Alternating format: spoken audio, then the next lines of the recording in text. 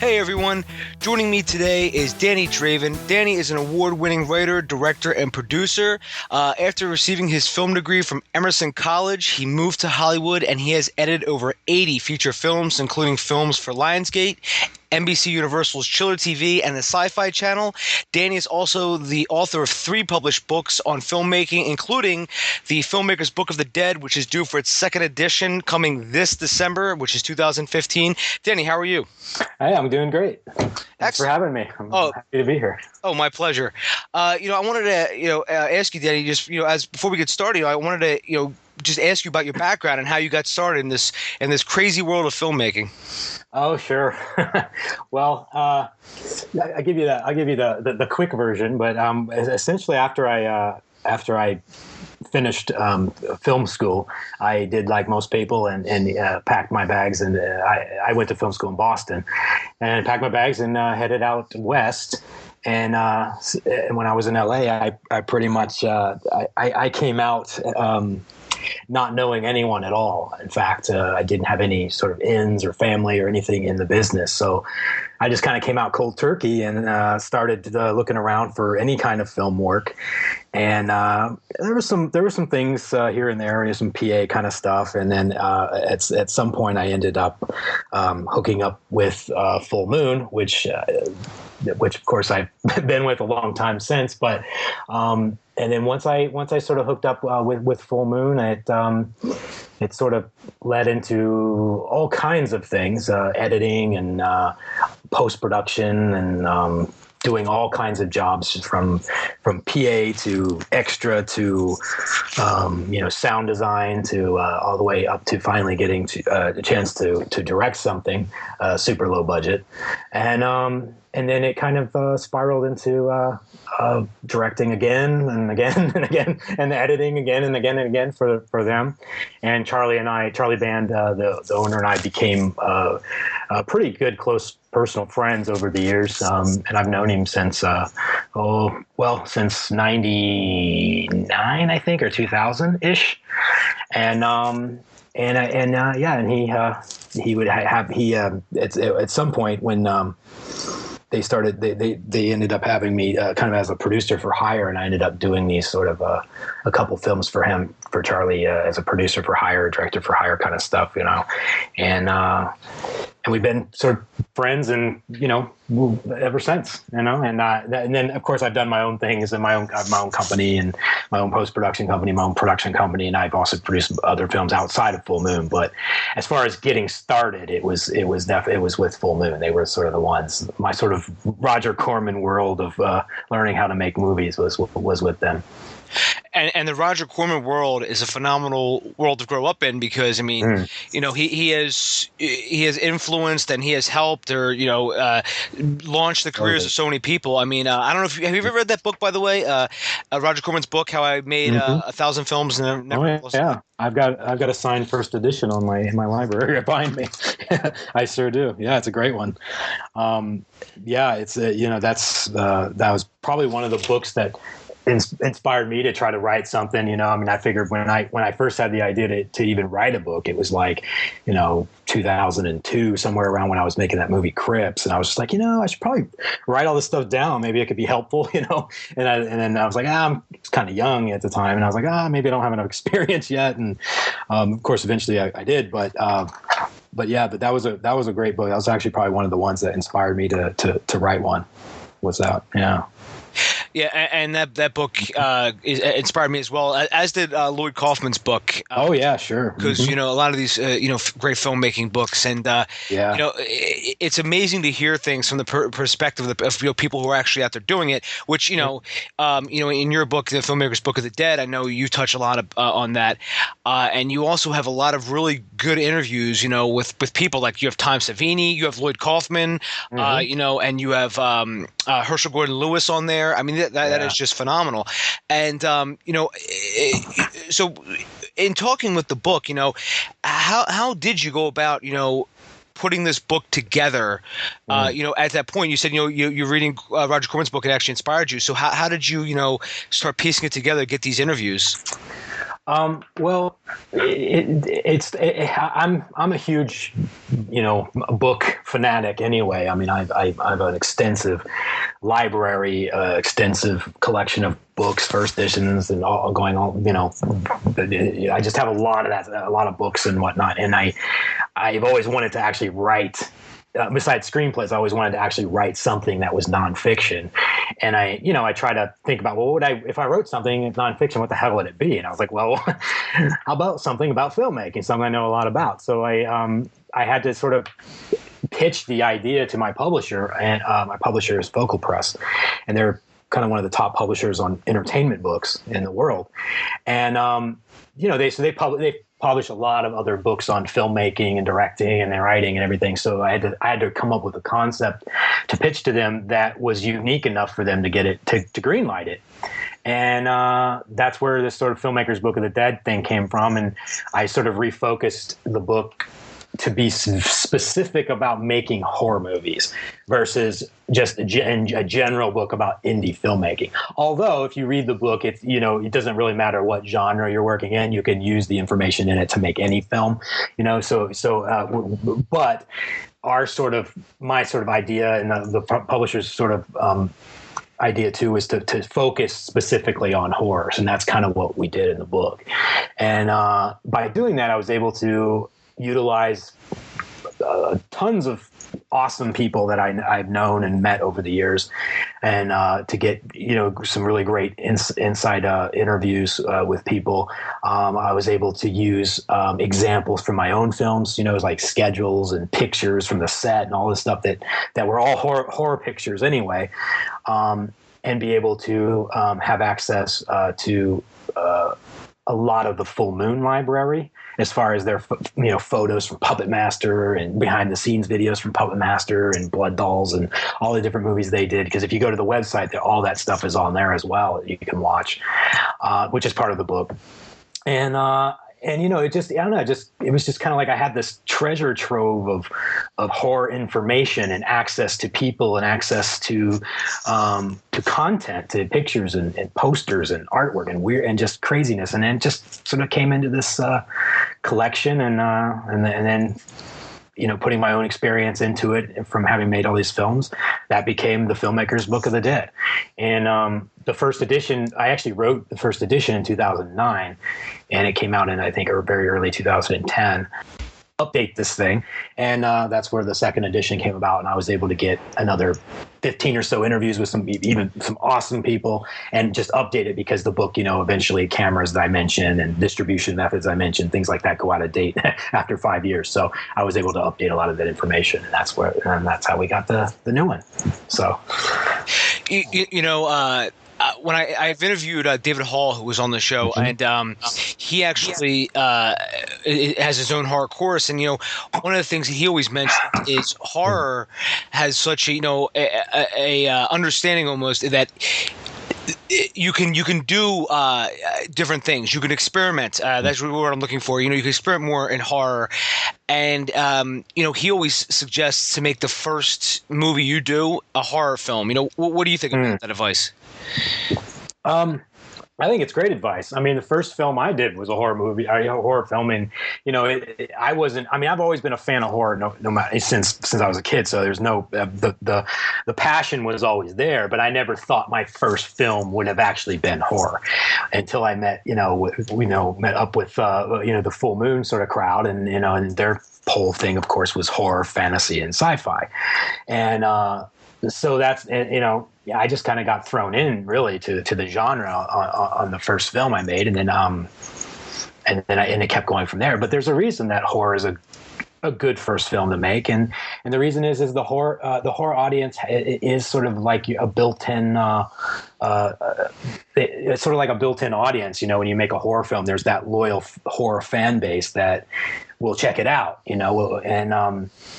and it does. They do incredibly well distribution wise, and they always have a great hook. The monster is usually the star. Whatever it's about.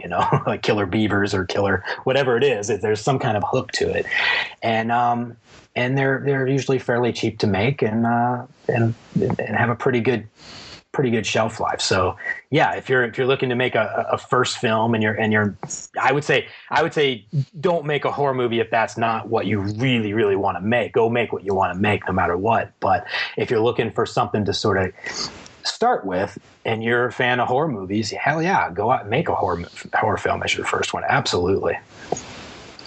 Yeah. And you know, you mentioned that the monster is the star, and and that's so true. You know, if you go back through all the monster movies, you know, like Jason is actually supposed to be, you know, a bad guy, but I mean, you know, he's got there's figures, there's shirts, there's posters, and you know, it becomes like each movie, all the teens are just the sort of. I mean, really, there's not well, except for there was a few Friday the 13th where there was carryover characters, and most of the time, you know, they're just fodder for him, or you know, in Freddy there's a few characters, but which you know sort of leads me to my next point. You know, in your book, you know, part 1, you know, of the horror genre, you actually talk about the mechanics of the monster. Yeah. Now, is that sort of the chapter where you take the person through actually building a monster from the ground up? Yeah, it is. It's just, I mean, it's such a vast subject and, you know, to get into, but I wanted to give people reading the book that may not be familiar. I mean, if you're already a hardcore horror aficionado, you could just skip that chapter if you wanted to, but a lot of people who read the book, you know, maybe they're new to it. They don't know a lot about how sort of the mechanics of monsters work. And, you know, if you're making a horror movie, I mean, you could make, I mean, there's so many different subgenres you could do. But if it's specific to like a monster of some kind or a killer of some kind, you know, that chapter would be very helpful. You know, cause I talk about, you know, I think, hybrids and how to combine, you know, two things together, like combine an alien and a monster together into make your a new character for your film or whatever it may be. But no, it's a good introductory chapter, I would say, to get started if you're not already knowledgeable in that area. Mm-hmm. So I mean, and that's great. You know, because I think the monster, like we were just saying, is so critically important. And yeah. Well, I was just going to add to that what you were saying. Yeah, I mean, the monster is critically important, and you know, you were saying like, you know, a lot of, you know, like Friday the 13th and stuff like that. I mean, we get a lot more character development, I think, sometimes from Jason and his background and where he came from, and the lake and his mother, and then, you know what I mean. We get a lot of sort of character background from him, probably more so than a lot of the main characters in the movie who end up dying at some point. Anyway, so yeah, I mean, monsters are such great, just the great elements to have in your horror story. And I think if you're going to make a horror film, you gotta choose one that is just really going to stick with the audience and sort of be there, you know. And it's always helpful to have one that can, you know, come back and do sequel after sequel after sequel after sequel too.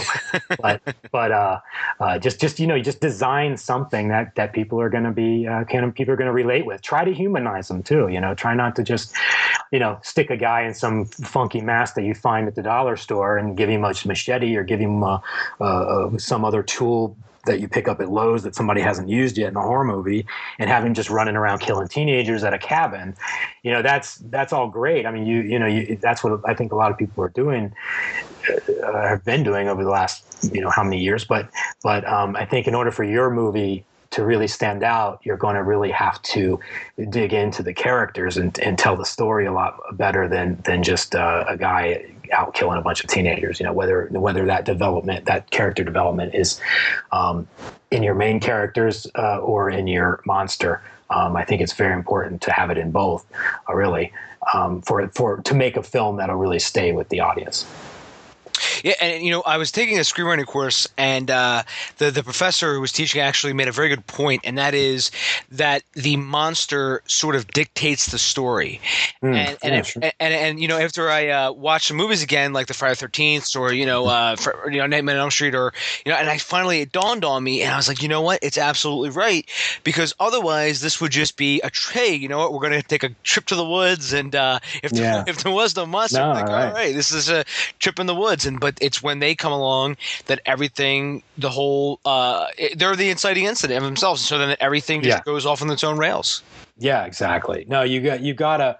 I mean, that's really the biggest thing with horror film. Actually, any film. I mean, you really got to develop your character. I mean, Stuart Gordon taught me a lot in that department, over the years. I mean, he was my mentor and he's still a good friend. And of course, we made a movie together too. But he was the one that really helped me in that area when I was first starting out. And he always used to say, like, "Who's this movie about? Who's this movie about?" And it's great, and it's true. It's like, and then you think about it, and you think and then you think about it again, and you're like, oh yeah, he's right. Who is this movie really about? And what is this character really after? What do they really want? And who is this monster? Is he just, is it just some alien being that popped out of the water, or does this alien being have more of a story to him? Is he there for a reason? Can we sympathize with this monster and say, hey, maybe I can kind of understand why this monster is doing what he's doing, or this alien's doing what he's doing. Doesn't mean he's really good or bad, but at least there's some sort of a backstory, some way to sort of relate to the character, so that's incredibly important for sure. And I hope to see more of that in the future. Definitely. And the same professor also touched upon one other thing too. And like I love all different types of genres of movies. Mm-hmm. But one thing he said is, he goes, if you look at horror, he goes, the reason horror sort of gets a bad rap, he goes, is because if you look at it from a character standpoint, he's like, a lot of the characters don't change. The reason being is it's all survival. So like if we go back to Friday the 13th, those characters don't really change. They're just surviving Jason, and the want is, hey, I want to stay alive. And mm-hmm. Yeah, so go ahead. I'm sorry. No, you go ahead. Go on. No, I was just going to say is, just to finish up that thought, it was, they have the intrinsic goal of, I want to stay alive, but what is the extrinsic goal, which is there a goal that they need to get? You know what I mean? Mm-hmm. Yeah, definitely. No, I see what you're saying. But even with a script like that, or even with a story like that, even about it being about survival, whether it's a movie like, I don't know, like The Descent or something, where they're down in a cavern and they can't get out, and it's about survival. It's about getting out, right? Getting back to the top, getting back to the surface. I think at that point, the story can still develop, because, the circumstances that you put your characters into will bring out their true character.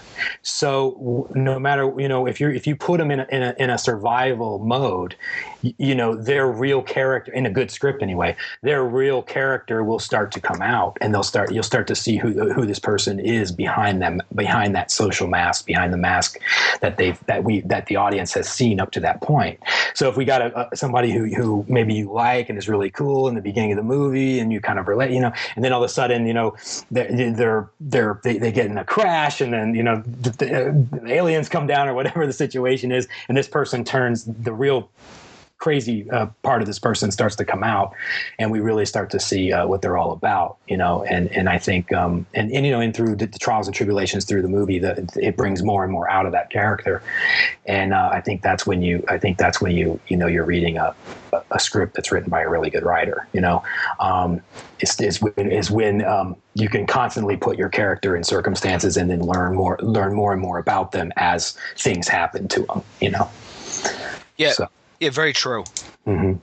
And as we watch horror movies now, I think a lot of them are sort of evolving. Mm-hmm. You look at something like Cabin in the Woods. Mm-hmm. You look at something like It Follows, which is movies that just came out in the past 5-6 years. I think a lot of people, especially audiences now, their expectations are changing now, and they just maybe don't want the the one that the monster just chasing after them, if you know what I mean. No, absolutely not. And what we call that in the business is elevated horror. Mm-hmm. And it's just a matter of it just, pretty much what that means is just something that's, elevated. It's not just your kids in the cabin and they all die kind of movie. I know. So, I mean, there's been some great horror, in the last couple of years. I mean, one of my favorite to come out in the last 2 years anyway is The Conjuring, which is fantastic. I thought. I love that film. And it's just, there's been The Babadook was really cool, too. But it's definitely evolving. I see what you're saying, and it's getting harder and harder to scare somebody.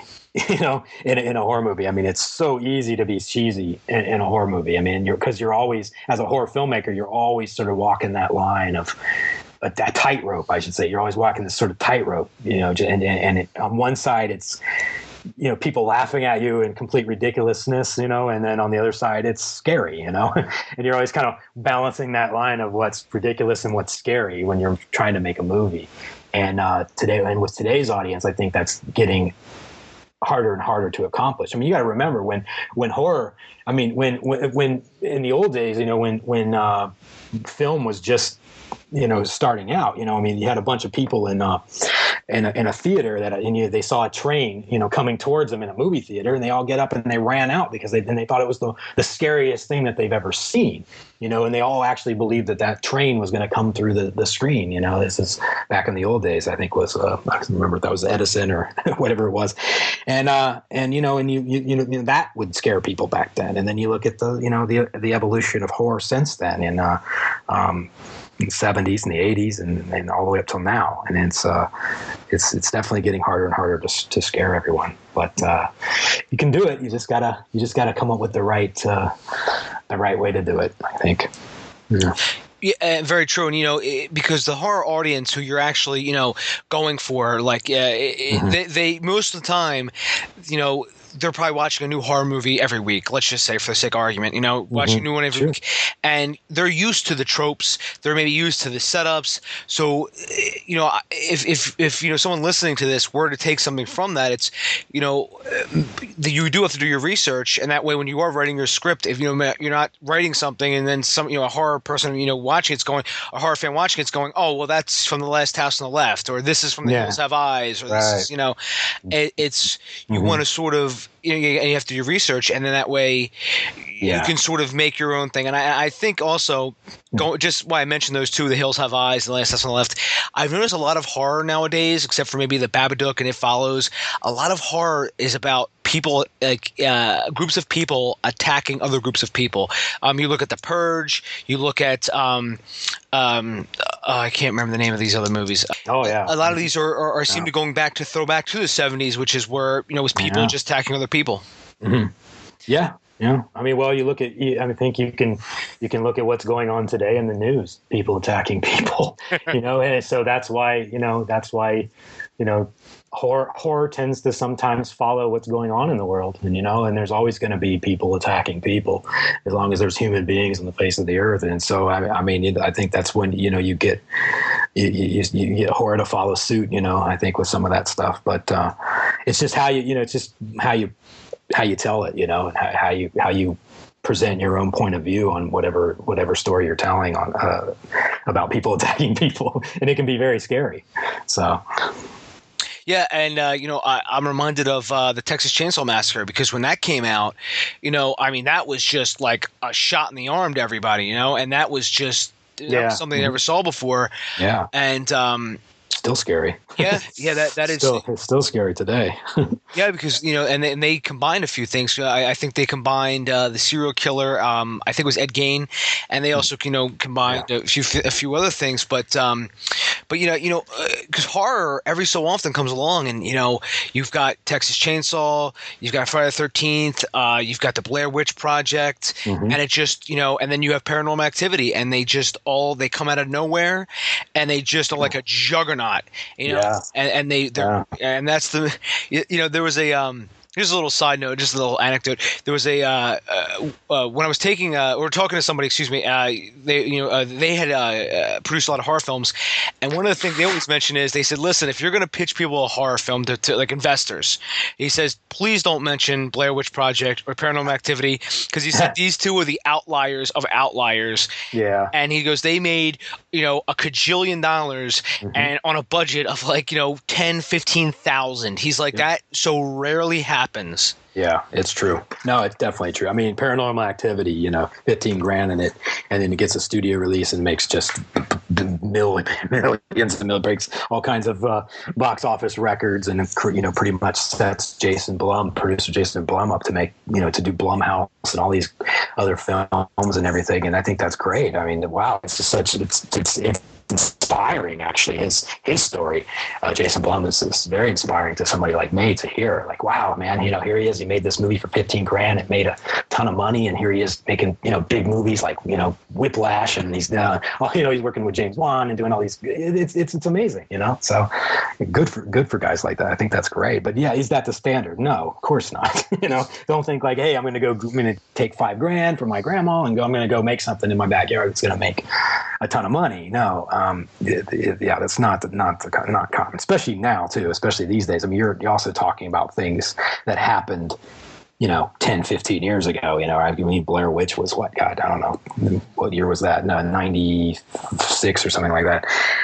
So the distribution models were different back then too. The buyers were different. Everything was different at that time. And we're living in a completely different time right now, as far as distribution, as far as getting that stuff made and sold and everything too. So yeah, it's definitely not something you want to say to an investor. Yeah, like Blair Witch, this movie's going to make billions.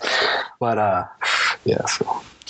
And you touched on distribution, which I want to get to in a few minutes, because I'm interested to know about that from your perspective, and also about in the book. So just moving on to chapter 2 of the book, which is pre-production. Sure.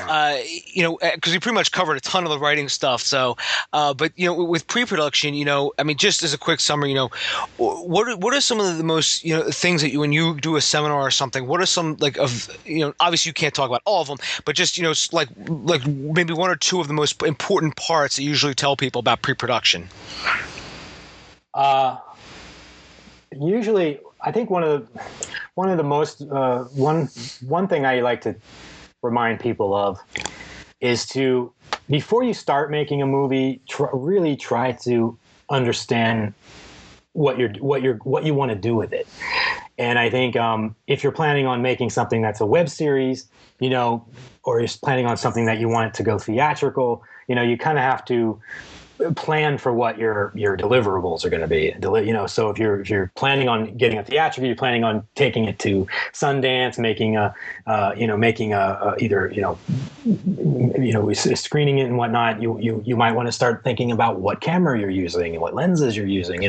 Really try to think about the end result and where it's going to end up, and then get that right in pre-production, and don't skimp on things that are key, and what I mean by that is like sound. I mean, I see so many people that skimp on sound on low budget stuff, like, they use camera audio, or they they just capture really crappy on-set sound and think that they can just ADR, loop it in post, ADR in post, and they end up getting a movie that just looks amateur. And I mean, just little things like, there's so many things like that you really have to look out for.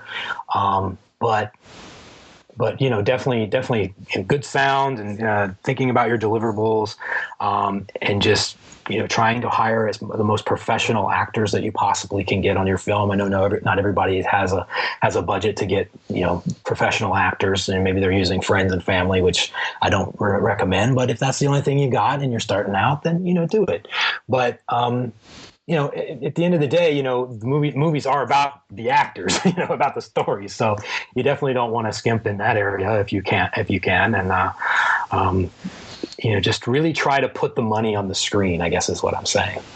Yeah, and I definitely agree. Don't hire your friends and family. Yeah. There can be many problems there too, as I can attest to. Usually, on your own projects, it's always better to just sort of be your own. I mean, look, if somebody's, if you need some extras or somebody's coming out to help you with craft or whatever, craft services or whatever, that, that's fine. But as far as like, putting friends and family in that aren't actors and giving them speaking parts. I mean, if they're just in the background, who cares? But the speaking parts, yeah, that's you're going to see the results. I mean, of that, and you see that a lot in films. And in the indie, low budget, ultra low budget, or micro budget type filmmaking, you'll see that a lot for sure. So. Put the money on the screen, put the money on the screen always, So if you got $5,000, you got $10,000, $20,000, whatever it is, spend that money on stuff that's going to matter. Actors matter.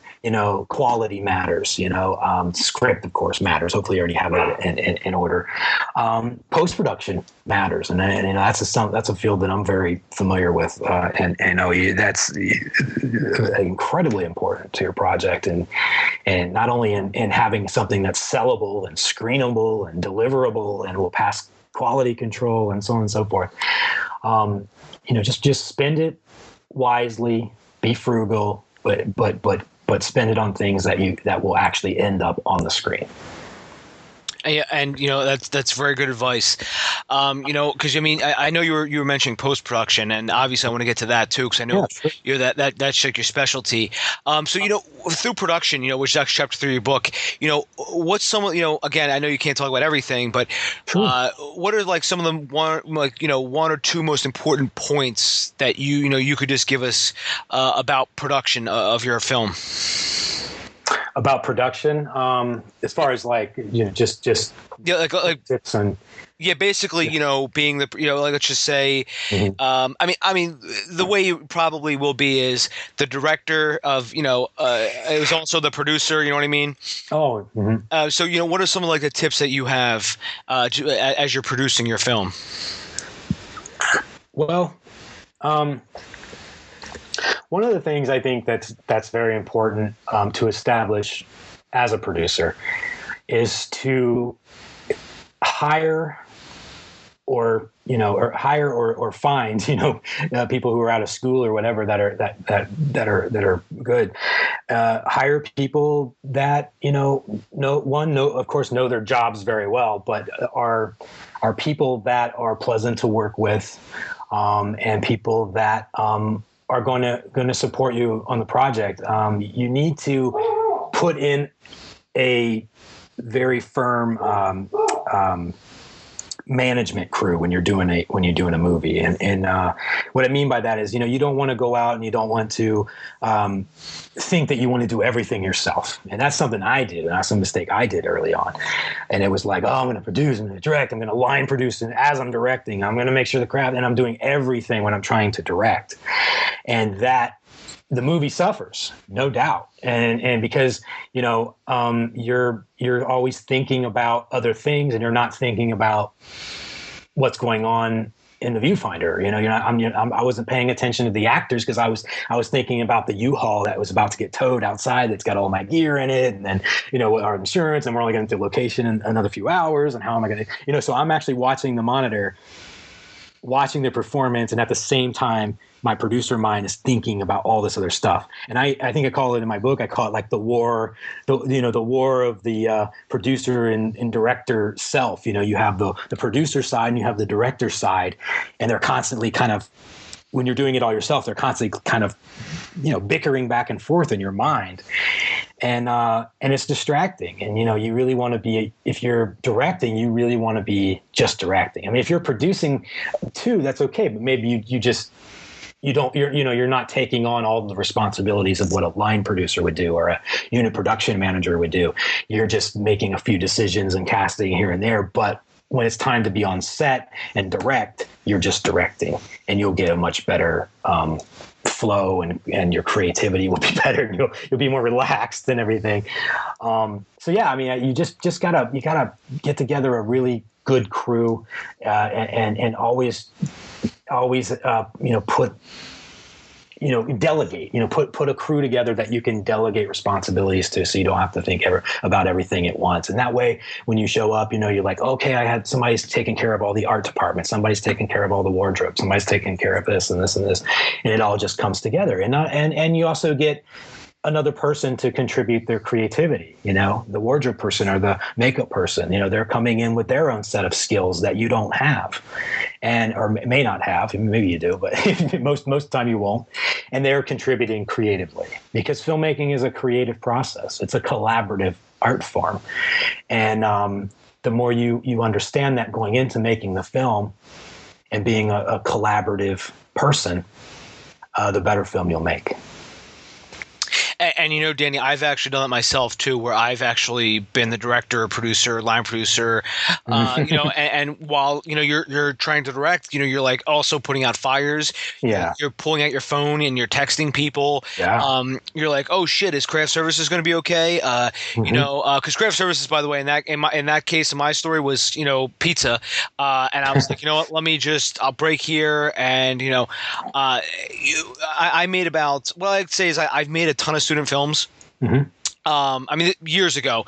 And at that point, I was making those. And, finally, once, actors you thought were dependable, wouldn't show up. Or that happens. Mm-hmm. Yeah, eventually you're like, damn it, I have to get people behind me who are, can do this stuff while I just focus all my energy on directing. Yeah, definitely. But sometimes, look, every case is going to be a little different. You're going to have people that are like, hey, I don't have any money and I want to go make a movie. It's like, well, you can do that. You can go, you have your own camera, you can go out and you can make whatever you want, But, if you really need to think about what you're making and say, hey, look, if I literally don't have any money, should I really be making a movie right now? Shouldn't I maybe save up a little bit of money? Maybe I'll save up $5,000, or maybe I'll save up $10,000, $20,000, whatever it is. I'll crowdfund it, whatever it is, and wait till I have a budget that I think that I can pull off my story with. And be happy with, because otherwise, look, you're going to run out of the gate. You're going to run out of the gate with a camera, and you're just going to be, you're going to end up with something that's just not good, not sellable, not what it could have been. Yeah, and so if you're planning on making a film, and you don't have any money, it really is important to get some sort of a budget together, get a plan together, a game plan together. Don't just run out of the gate, and just because you just want to get something going right away. Planning is so important to making any film, but particularly an independent film. Planning is just so important. You can pull favors too. You can borrow a car, you can borrow a camera, you can borrow this or that, or you get people to help. But you got to go into it with some kind of a plan. And at the end of the day, your movie will be much better.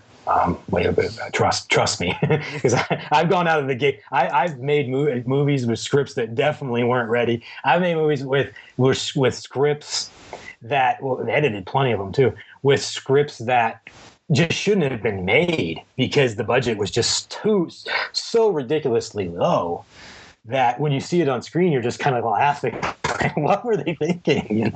My God, and it's just one of those things where it should have been fixed in the script stage. It should have been fixed in the pre-production stage, because when you get to production stage, it's harder to fix it when you already got people standing around on the set looking at you, wondering what the shot's going to be.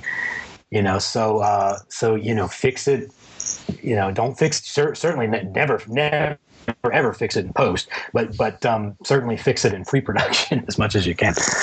So yeah, planning is definitely key. Exactly. And, that's something that, I've been adamant about too, over the years, is just, more and more planning, more in-depth storyboarding, and also, like you just said, making sure the budget is right, and that you're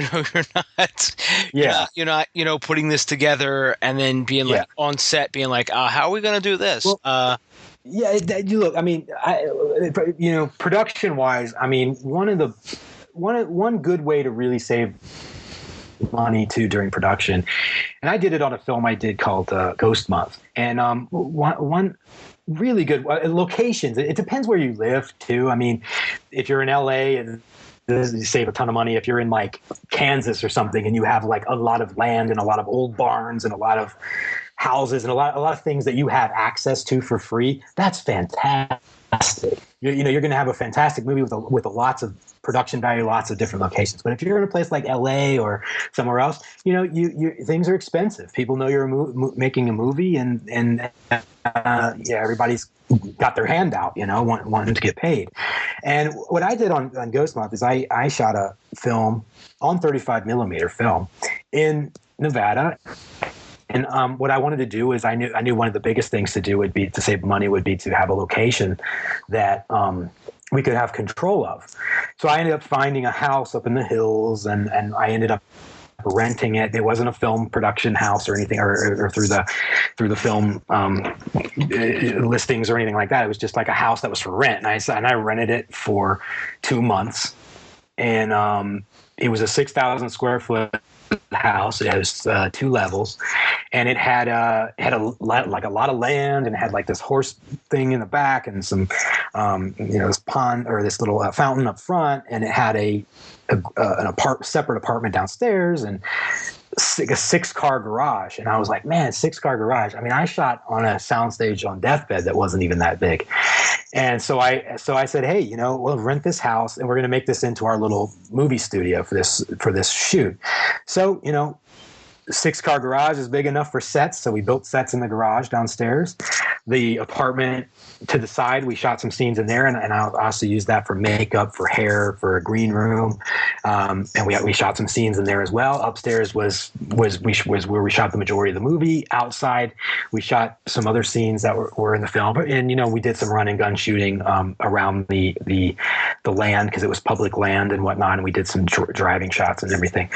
And and I took the script and I just rewrote it around that location. So sometimes you'll get a script that's done, and then you'll find a location. You're like, yeah, we could shoot most of the movie here. And then you go back into your script and you just rewrite the scenes to sort of fit around the location that you found. And that for me on several films has always been a great savings. And Ghost Month in particular, and that was not, I wouldn't say it was an easy film to shoot, especially since we were shooting on film, and there's no film cameras and no film in the state of Nevada. So we were bringing all of that stuff in from LA.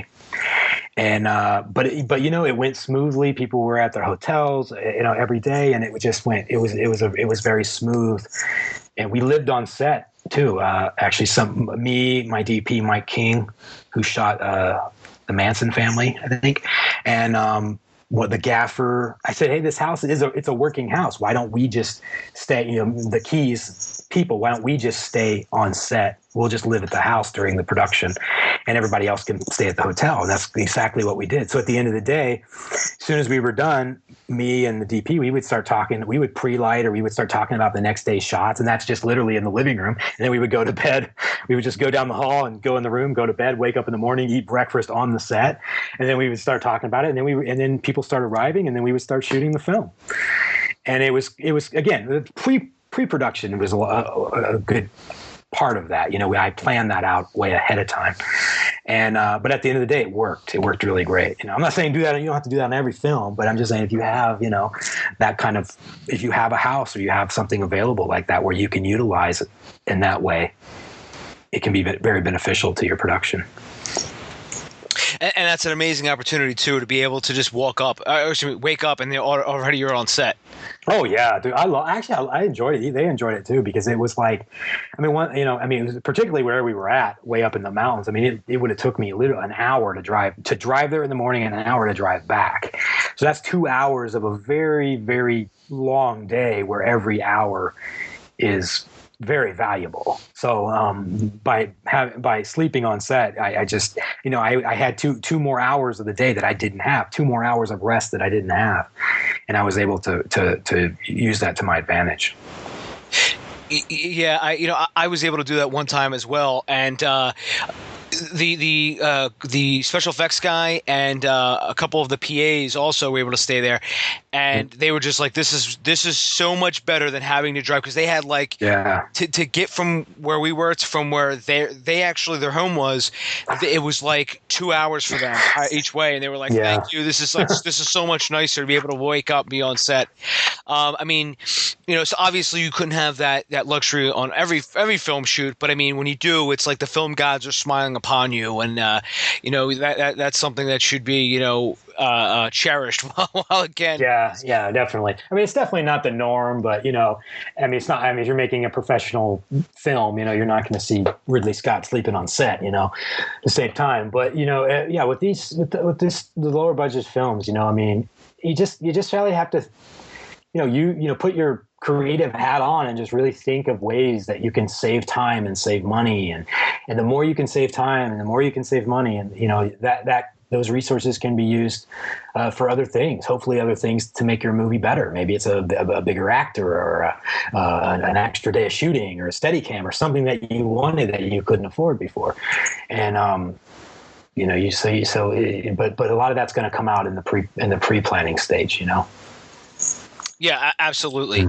And, and as we were talking before about, post-production, which is chapter 4 in the book, this is sort of your thing, because I know you're very big into post-production.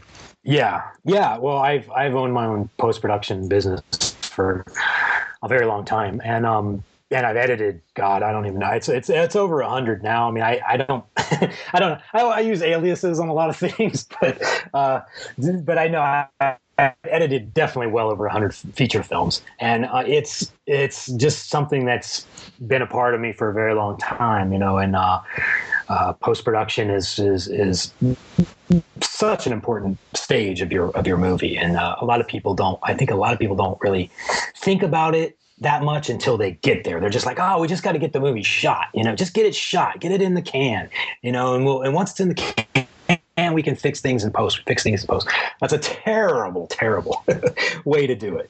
I've gotten so many films through my post-production company on with indie producers and indie productions that have been so screwed up. I had a movie that came in one time, and they didn't realize that they were recording the sound wrong. The sound guy thought he was recording it to his recorder, and he wasn't, and he was actually recording it directly into the camera, and the levels weren't set properly. So I had 2 or 3 days of material where it was just every time somebody talked, it was completely unusable dialogue. I mean, to the point, and this is not maybe $100,000 movie, but it's, their dialogue. It was so bad and so indecipherable that I couldn't even cut the scene, because I couldn't tell what they were saying. So they had to go back, and they had to actually, I think they had to ADR all that stuff, look at the script and try to match it up, and then it was a disaster. I have a million stories like that, but that's one case of something where somebody wasn't on set paying attention to what's getting recorded on camera, and it's just simple stuff like that. And I'm always saying that sound is, for me, is a very important thing to get right during production, because that's if you have bad sound in post and you got to bring actors in and do ADR and all that stuff, you got to remember you're as a director, you capture something on set. You're capturing a performance, and there are so many things in an actor's voice, just little things, the way they say it, just the way they say a line, and the way their voice cracked at this particular moment. And you capture that on set, and it's great. Then you get it into post, and you're like, oh, the audio's bad, or there's somebody broke a beer bottle in the background and we didn't shoot it again, or we didn't get, and then you have to bring them in and they have to ADR the line. Well, you know what? The performance isn't the same. You can match up their dialogue and it'll be okay, but it wasn't what you caught in the moment on the set. Now that's just my personal opinion, but that's something I've seen happen in a lot of movies, and I think it's something that can be avoided just by having better sound, better a better producer or a better tech person on set to really make sure everything every day is getting done right. So when we get to post, everything is smooth, and that can be a lot of different things, from recording wild lines to making sure you're recording room tone to just shooting the proper plates. I mean, I can't tell you how many films that I've edited for lots of different people, including Sci-Fi Channel, where they didn't have proper, plates shot, and I would pull plates for the effects guys off of tails and heads of shots, and then I'd have to slow it down and say, okay, well, this is where the creature comes in and goes across the screen here, and they're just pulling stuff from places that they weren't supposed to be, or flopping shots. I flopping shots all the time, or zooming in to get rid of people standing in the shot, or flopping shots because people are crossing the line. The director didn't know what they're doing, so the people are looking in the wrong direction during editing all the time. I mean, there's just a million things that happen. A lot of times the things can be fixed, but it's definitely not a good philosophy to say, to feel like, oh, when I get to post, I'll just fix it all, no matter if I screw up. Try not to screw it up before you get to post. So, but yeah, think about post before you get to post. I think about post not during production. I mean, you think about it during production, but really, really think about post during pre-production. Think about what your deliverables are going to be. Where is this movie going to end up? And then just make a checklist from there, and start thinking about what frame rate am I shooting at? What's the, am I going to shoot at 4K? Do I need to shoot at 4K? Is that overkill? It depends what you're trying to shoot. If you're shooting a web series, you may not want to shoot 4K. If something like a web series, if it's just going to be internet based, you might just want to shoot regular HD 1080. So I think what I'm saying is you really got to look at what your end result is going to be and plan for that early on. Yeah, and that's very true. And when I had on Kelly Baker, Kelly also wrote a book, but called he's called The Angry Filmmaker. Oh yeah. And okay, good. Kelly. And then I've seen his book. Yeah. And he always talks about audio and the importance of an audio and just making sure that post is just as important as everything else, and not just hey, can you fix a ton of problems while we in post? Can you fix these actors' lines? Can you do this? Can you do that? Yeah. I mean, I've seen that too, way too much in films that I've either helped out on. They've said, hey, or this is the problem, and I was like, sorry, man. There was one real quick story. A friend of mine actually made a zombie film, mm-hmm. and the editor that he had just went nutso, and basically they got the footage back, and he asked me if I could help him with it. And I mean, the amount of work that film needed. Oh yeah. I mean, uh-huh. they it was just, because I remember this because it was just when Adobe Premiere CS5 came out, yeah. 5 or 5.5, and I was playing around with things, and I'm just scrolling through the raw footage, and I'm like, well, these lines got to be redone. I was like, this camera is completely off balance. They're in the middle of the woods, and things are looking blue, or things are looking red, and you're like, wow, what the hell is going on here? Uh-huh. But I mean, it's just obviously I'm giving you the concise of the story, but finally what I did was I took the hard drive and I gave it back to him, and I said, this is your problem. I said, I am not directing this thing. I mean, I'm sorry. I said, I'm not editing this thing because it would take literally probably by myself. Exactly. Seriously, I'd have to come home right from work and be like, let me just start editing this thing again.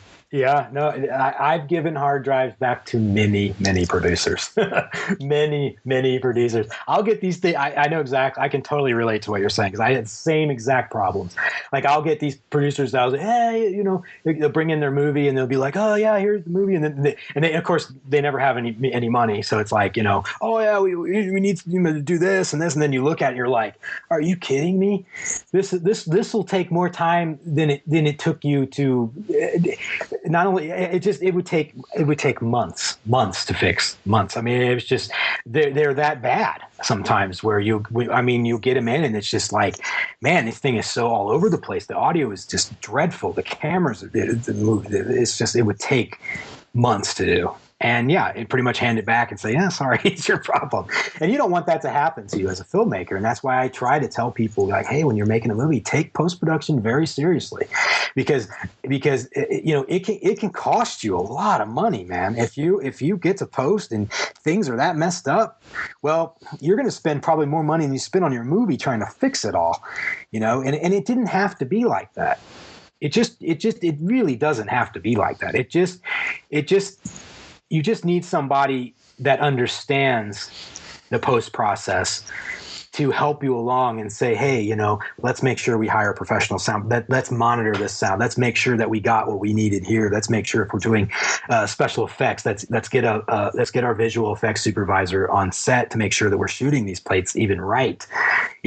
Or if you can't afford one, then just make sure that you're even shooting a plate, or you're even shooting something that's going to work, So yeah, plan, and don't wait to post, because it'll cost you a lot, Definitely. And also cost you, sometimes they'll even have to do reshoots. Oh, yeah. Because what happened was months later, after I gave that hard drive back, they actually came and they said, we're going to start doing reshoots. And I mean, this movie had been in the can for about a year and a half to 2 years at that point. And the actors were like, what happened? What happened with the film? And eventually they had to say, sorry, but, certain things didn't work out right.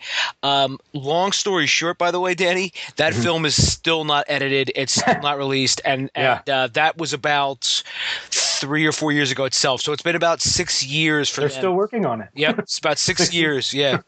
Yeah. Wow. No. Yeah. Probably never be released. I mean, unless the person that does it themselves. I mean, I don't think any professional post person would take on a project like that, because it's too demanding. There's just too much to do, and they just couldn't afford to,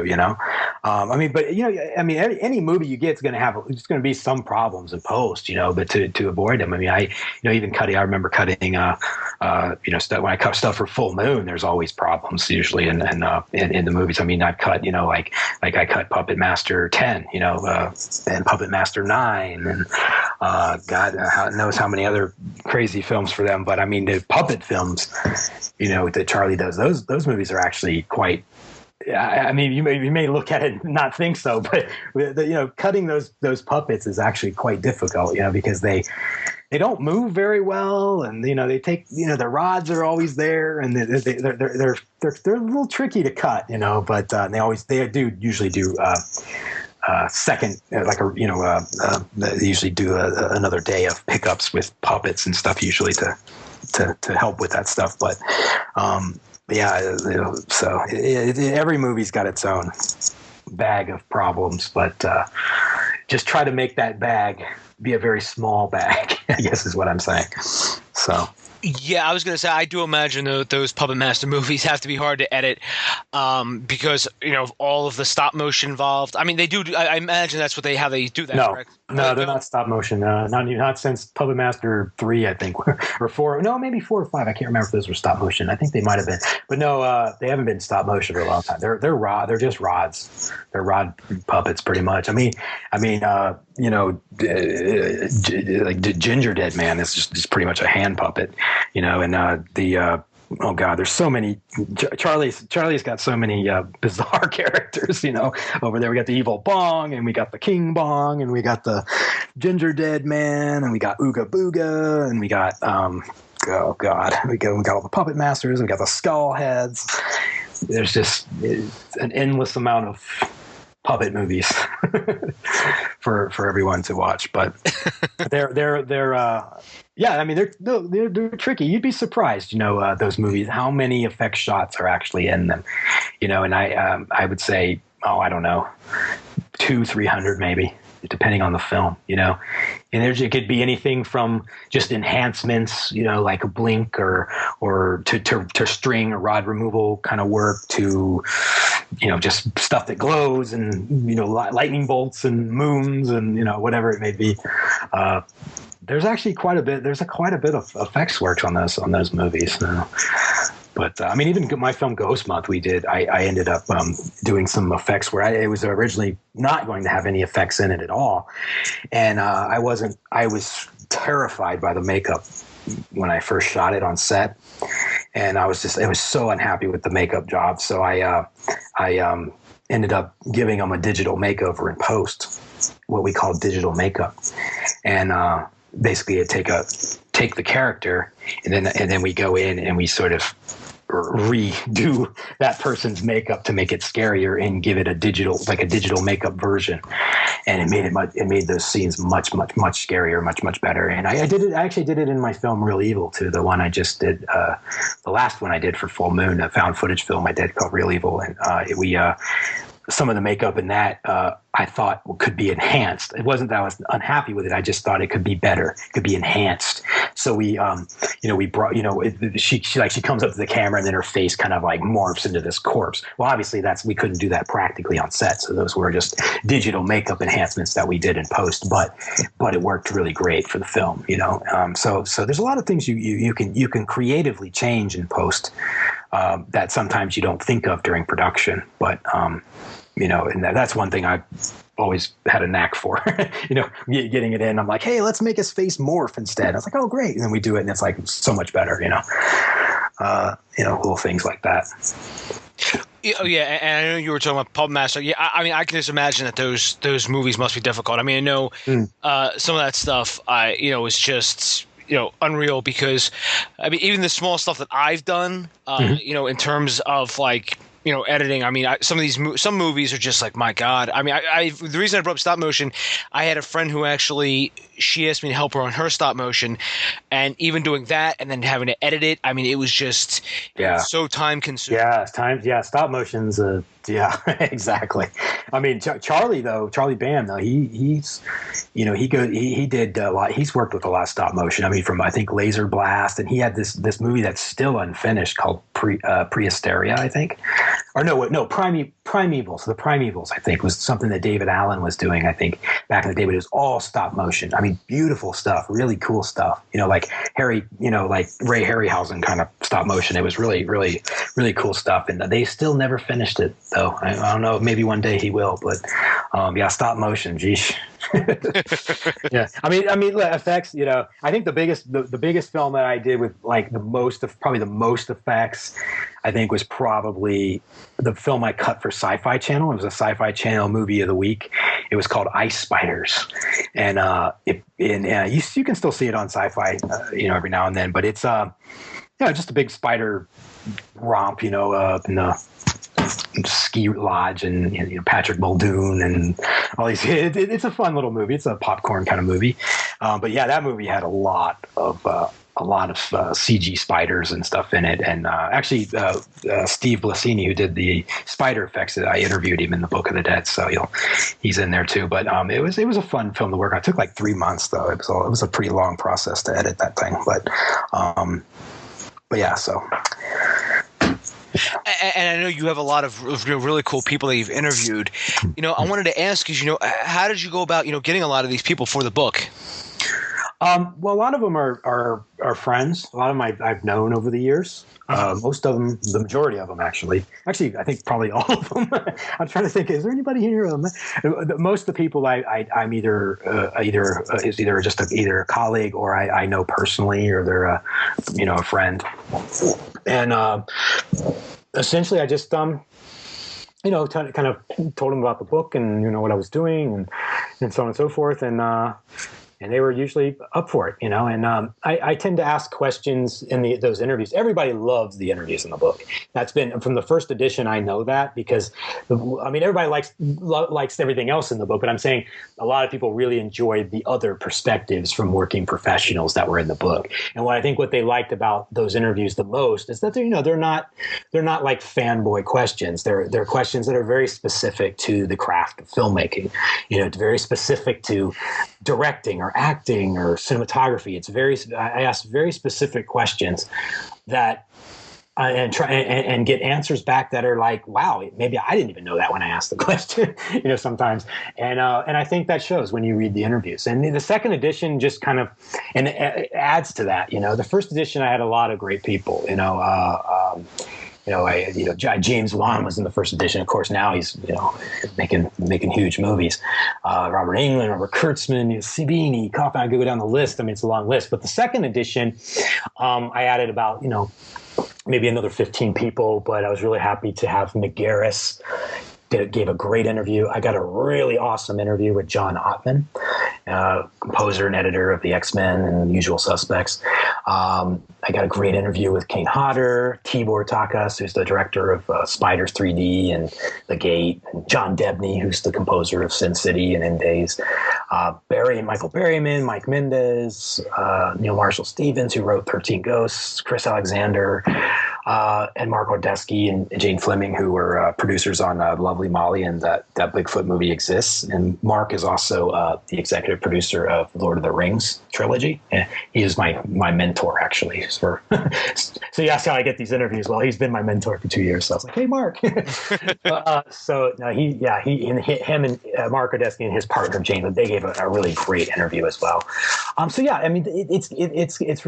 It's really enhances the book to have those in there because it gives perspective. It's not just, hey, let's just listen to what Danny has to say through the whole book.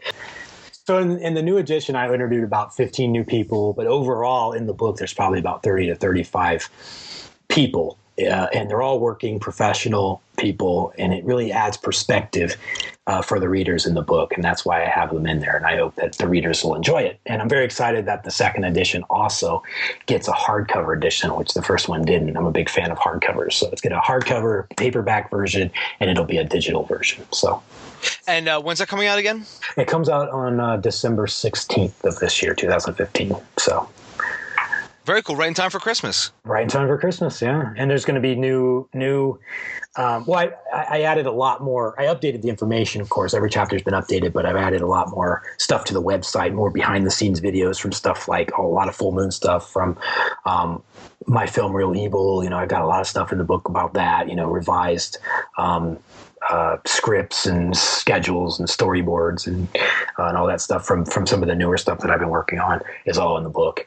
So yeah, it's just kind of an overhaul, really, and some new interviews and some new information and everything. I think one of the chapters that was probably updated the most is probably in the later chapters, which is when it talks more about distribution, because that's really more things that's probably the biggest area that has changed over the last 5 or 6 years since the original book was published. A lot of that information kind of went out of date, but I tried to update it for the new one. So. And that's great. I mean, because with advances in technology, it's so fast now. Mm-hmm. Your cell phone now can shoot high res video and oh yeah, and that's Sundance. And it's Sundance because this movie at Sundance was shot on an iPhone 6 with an anamorphic attachment. Yep, that Sean Baker, he was actually on the podcast. Yeah, it's great. It's great. So yeah, you could totally do it. And there's an app actually that I use. I think he used it too. It's called Film IC Pro, and it's like an $8 app, But it's fantastic. I used it to shoot some live performances the other day, and it's just great. You really could. It's already been proven, but you can really take your phone and go out and shoot a movie if you wanted to. Just be careful about the audio, though. That's the only thing. Just make sure you have a professional audio person somewhere around to make sure you're getting good audio. So yeah, he did have a professional audio audio engineer because what he did was for pre-production, he made sure to tell everyone. He goes, "Now listen, we're going to shoot this on an iPhone. Now hear me out." Right. Because as soon as you do that, a lot of actors were probably like, "Oh, what the fuck did I get myself into?" Yeah, I know. They're like, "Oh, this is so unprofessional." Yeah, no. The cameras are just getting smaller and smaller. I go to an NAB, the NAB show every year, which is the big geek production show in Las Vegas. And I was there this year, and I was just there's the Red coming out has a new camera, the Red Weapon, which is incredible, mm-hmm. And then the RE Alexa Mini. It's like the mini version of that one. There's just Blackmagic's got their new cameras, and and everything. I mean, there's a lot of really cool stuff that's coming out now, and the cameras are just getting smaller and smaller, and the the resolution is just getting higher and higher. I mean, we're talking about doing 8K now, so it's like at some point, it's like, gosh, 8K, man, you're going to see every nose hair, and it's amazing what can be done. But at the same time, you want to make sure that you're still telling a story, because the camera, I mean, Stuart always me and Stuart used to always talk about this, because Stuart, he wouldn't, we would maybe talk about tech sometimes, and he would be like, well, it doesn't matter, because it's still just another place to put another box to put a lens on. It's still about the story. It's about the story. And I'm like, yeah, no, you're absolutely right. Because I would go on some like tech rant about some new camera, and he would just look at me like, what are you talking about? So, yeah, all it matters is the script. All it matters is the story you're trying to tell. I mean, cameras are great. The tech part of it's great. And that's all very important, because you want it to look good. You want to tell the story visually and the best you can. And so that's all important to know, but just don't lose track, of what's really important. And that, of course, is the story, is the script, is our characters. Absolutely. I could not agree more. Whenever I hear about, the newest camera coming out, I mean, it's great. I think some people get lost in that, and they end up buying the new DSLR instead of worrying about, like, is the script solid? Well, who cares? We got the new Canon, 5D or whatever. And I think that's also where, a lot of this is taking us. I mean, today YouTube announced that they're going to start allowing 8K video. Well, most people don't have 8K monitors. Exactly. I mean, exactly. 8K video. I mean, at some point, that's, I mean, unless you're doing like effects work, or something. I mean, it's like, it's to me personally, because I'm a techie guy. I'm a geek guy. I love that stuff. I love to know about the new cameras and what they can do, and it's important for a filmmaker to have that understanding of what's available, the tools that are available technically to accomplish your vision. That's all very important. But at the same time, like 8K, really? I mean, like I would take. If I could go out and shoot an 8K movie right now, I would just take an Arri Alexa, and I would go out and I would just shoot it. I would shoot 2K with an Arri Alexa, and I would have a great looking movie, an amazing looking movie. So it just it just depends. They just don't get don't let the technology fool you, because a lot of people do that. They do come in and say, I got the new 8K, and you can shoot this and you can shoot that, and you can do all this stuff, and it's like, well, that's all great and dandy, but what are you going to shoot? Oh, well, they're still working on the script. And it's like, I got all this gear, but I don't have anything to shoot. It's like, maybe you should have put some of that money into the development. Maybe you should have put some of that money into the screenwriting, into the story. Because I see people that they spend like nothing on the script, like, I mean, I've paid writers, I've hired plenty of writers over the years, but, to not really spend time during that script stage, it's just it's a shame. And a lot of the professional indie stuff that I've seen done and put out has not spent enough time in that area, and I think the movies suffer, when that happens. So definitely don't worry about 8K. Just worry about your screenplay, and if you need to shoot at 2K, 4K, that's fine. Don't worry about 8K yet. Yeah, it was funny to add on to that. I had a friend of mine, his brother ended up becoming friends with somebody, and they're always talking about, shooting movies. Well, the friend happens to be, kind of from a wealthy family. So one day this wealthy friend goes out and he just buys camera and tripod and this stuff. Well, they don't have a script to shoot. So now they're like, I'm going to spend a month, writing the script and getting in a good, using the camera, and then we're going to make something. And I'm sitting there going, and I'm sitting there, Danny, and I'm saying to myself, should I even talk to them about how stupid this idea is, or should I just let them roll that dice? And you know what? Eventually, you just sort of get tired of trying to give advice, and then people just going, "Oh, no, we got it." You're like, "All right, you know what? Yeah. I've been doing this since 2007. I know you've been doing this since, like, what, not 2000, 1999?" Yeah, well, I've been making movies since I was young, but I mean, as far as professionally, yeah, probably since '99. Yeah. Yeah, well, yeah, that's, I mean, professionally, because then, but Well, that was after film school. Yeah, professionally, 1999. okay. So like, yeah, so like, and with that experience, I sometimes I've met people during my, time doing this, and I'm like, I tried to help people in the beginning by saying like, guys, this isn't like we talked about earlier, with the budget, sometimes this isn't doable. Mm-hmm. And sometimes some people will listen, but most people are just like, no, we got it. We're going to use Aunt Susie's house, and we're going to do this, and we're going to do that. And you're like, Yeah. and then you talking to them later on, then they didn't either. They either A, made it, and it just, it needs to be finished, and that's never going to happen, or it was just terrible, or B, they never got around to actually shooting that. Yeah. Yeah, no doubt. Yeah, I hear you, man. It's like, it's like with anything too. I mean, you don't, you get all, like you said, this guy, he bought all this gear, and then they worry about it later to go shoot the movie. I mean, it's like, would you just go out and pick up a violin and then like a week later go on stage and perform it in front of a bunch of people? Would you do that? Yeah. Of course you wouldn't. It takes practice. It's a craft. You have to learn. You'd learn music. You learn. You have to learn. First, and then you do it. And it doesn't matter the quality of the violin that the guy bought. Bought some top of the line violin that was like, yeah, this is the best violin on the planet. It's got gold strings. It's got gold. And it's like, it doesn't matter. You don't know how to play it, so what difference does it make? I mean, you really got to spend the time where you need to spend the time to make a movie, and all of that's going to come down to the writing, to the script, and I mean, I've gone out, like I said before, I've gone out of the gate before with scripts that weren't ready, and the results are they're tragic. It's like, oh God, if I just would have, and I think.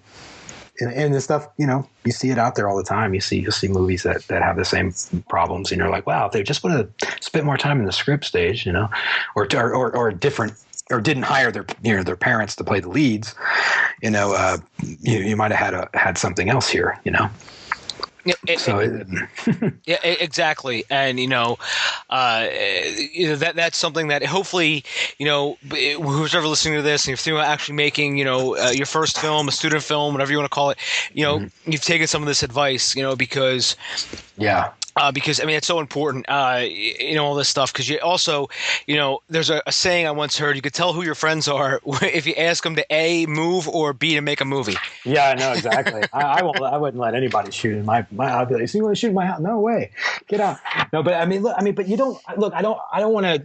I hope I'm not. I don't want to discourage people from going out. I mean, to make a film, if you don't have like the proper money or the budget to buy it. Like if you're a student and you're making a student movie, you work with what you got, and what is great about filmmaking, what's great about storytelling is that, you just look at your circumstances and you say, what, okay, I have to make a movie. I'm in film school or whatever. I need to make something. What do I have? Write it down on a piece of paper. I have $2,000. I have $1,000. I have $500. I have access to a camera. I have access to a dorm room.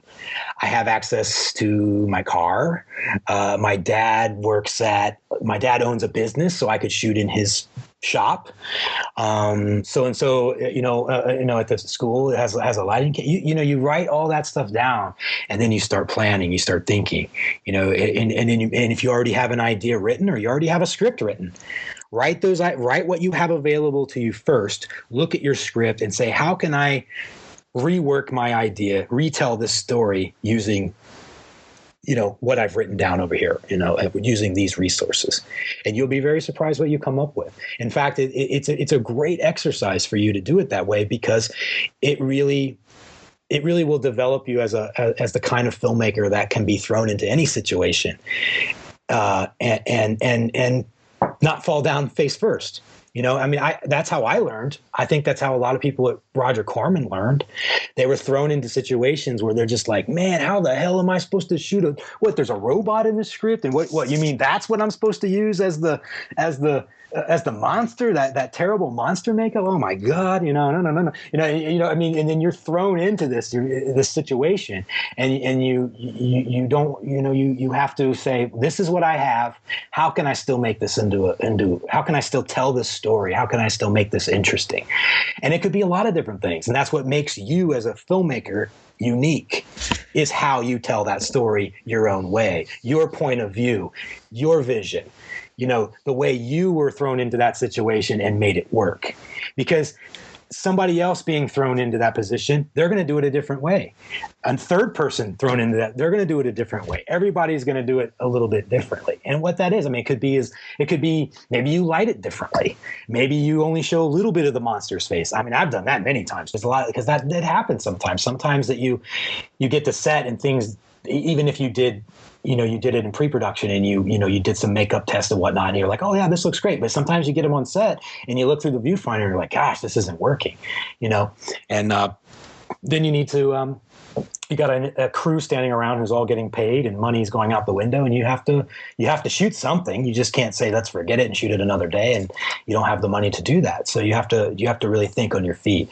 And for me as a filmmaker, and having made, a lot of different films over the years, that for me was a great way to learn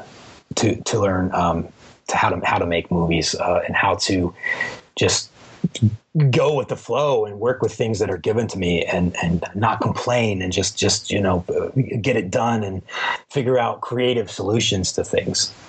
And if you can figure out creative solutions to filmmaking problems, a lot of times those creative solutions can be a lot better than what you had planned. That's my opinion. And that's great, Danny. And I don't think it's discouraging at all. I know we have been talking about budgets and stuff like that. Basically, my whole thing has always been just to be honest with people and upfront with people. Mm-hmm, sure. Because, especially nowadays, because everyone who, has an iPad thinks they're a filmmaker. And Yeah. a lot of the times, they don't understand what exactly entails. Right. Really, really quickly, and, we'll wrap this up because I know you have to go. Sure. I've been bending your ear for No, my pleasure.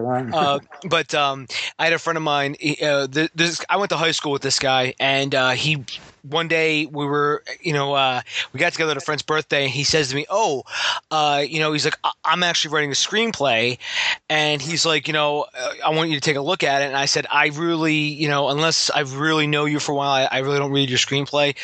Well, he sent it over anyway, and I read it, and I opened it up, and it was in Microsoft Word, so right away there's a red flag, and Right. The formatting was all off, Yeah. Everything was off, and I said back to him, I said, if you couldn't even look, I mean, you have the computer in your pocket is more powerful than what sent the men to the moon in the 1969. If you can't even just look up and say to yourself, how the hell should a script look, then there's really no hope for you. Oh God, man, you're man, me and you. I think we could talk for an hour on this one, because I know exactly what you're saying. I read a lot of scripts. I get a lot of scripts. I have an extensive collection of screenplays at home as well, and one of my biggest pet peeves, besides the script, character and everything else, but one of my biggest pet peeves with scripts is formatting and craft. And it's amazing to me when I read screenplays how half-assed they are when and it's like, wow, did you not read, that you're not supposed to capitalize this, and there's, it's distracting to the reader.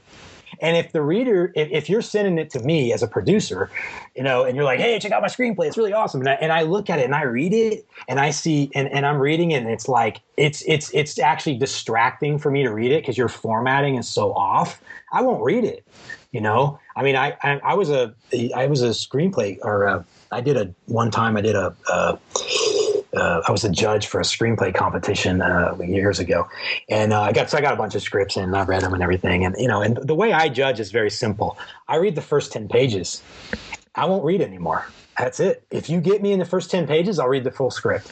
If you don't, I just won't continue, you know? And the most of the ones that came in for the competition, I couldn't get past page 10 because I just couldn't, you know? And that's, you know, that's just kind of how it is, you know, with it. And but format is so important. So if you're going to write your own script, that's great, but really, really study the craft.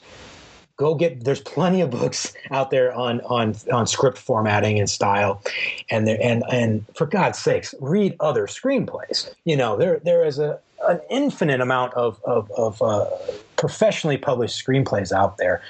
New Market Press and a lot of these other publishers that have published scripts over the years. Get some of those scripts, read those scripts, see how the formatting is done, and the other reason for that too, is when it comes time to scheduling your script, like say you wrote the script yourself and you didn't follow any sort of, you know, proper formatting or style. When it comes time for the line producer or for someone, or maybe you're doing it yourself, to actually take that script and break it down, if you didn't format it properly, it's going to be a nightmare for you to schedule, to try to figure out, okay, well, what characters are in this scene? Well, I don't know. There's no scene heading. Or why is one scene heading here, but they're actually in 2 or 3 different scenes because it wasn't broken up properly. It wasn't formatted properly. So when it comes time to scheduling, you're going to be all over the place. Like I get that sometimes. I get a script in and it's like, guys, you got to rewrite this so it can be scheduled. I mean, because it's not, you know, you've got a scene heading here, but these people are actually in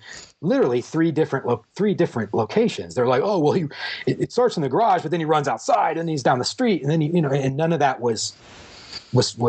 didn't start with new slug lines, you know, and that's a problem for scheduling, of course, you know, but little things like that. So, not to go on a rant about it, but I'm just saying, you know, definitely get your script format and style in order before you start scheduling your script, and everyone will thank you for it, particularly your line producer. Oh yeah, and absolutely, and also you know there's screenwriting software. There's there's, if you want free, there's Celtics or Celtics. Yeah. You know, there's then all the way up until the most expensive one, you know, which is Final Draft. Final Draft 9. I use Final Draft 9. Final Draft 9 is great if you can afford it. I don't know if they have student kind of stuff for it, but there's then there's a screenwriter, which is cool too. But yeah, there are free ones out there that you can get. Absolutely. Yeah, and so everyone, this is it was a great time talking with Danny. Danny, in closing, where can people find you at online? Well, I'm very active in social media, so most of the time. But please, feel free to come to Facebook and just look me up, Danny Draven, and just you can friend me if you want. I'll friend you back or accept it. And you can also follow me on Twitter. I'm on Twitter at Danny Draven, I think is my handle on Twitter. And pretty much Facebook and Twitter is where I hang. Yeah, so definitely come and say hi and follow what's going on. There's a lot going on, So the book's coming out, and I am making a new film, a new horror anthology film for Terror Films here. We're shooting it in August, so there's a new movie coming.